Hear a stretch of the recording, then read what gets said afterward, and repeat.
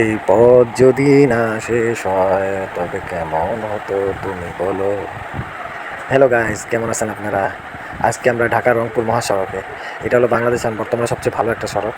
আরও কাজ চলতেছে, কাজ এখনও শেষ হয়নি, অনেক কাজ বাকি আছে, কিন্তু অলরেডি আমরা এই ঢাকা রংপুর সড়কের সুফলটা পাওয়া শুরু করে দিয়েছি। খুব অল্প টাইমে যাওয়া আসা করা যাচ্ছে।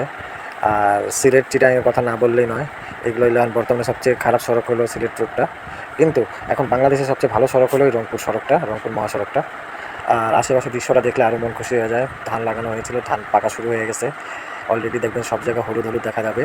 এই হলুদটা সরিষা যখন পাকে তখন হলুদটা বেশি দেখা যায়, আর ধান পাকলে একটু হালকা দেখা যায়, কিন্তু খুব সুন্দর লাগে। আর বৃষ্টির আবহাওয়া ছিল, আর সাউন্ডটা পাচ্ছেন, ব্যাকগ্রাউন্ড সাউন্ডটা কেমন একটা পাচ্ছেন, এটার জন্য সমস্যা হলে দুঃখিত আমি। আর দেখেন রোডটা কী করা হয়েছে, রোডটা এখন অনেক কাজ বাকি আছে, আর পুরাটা ঢালাই করে রোডটাই করা হয়েছে, বুঝতে পেরেছেন?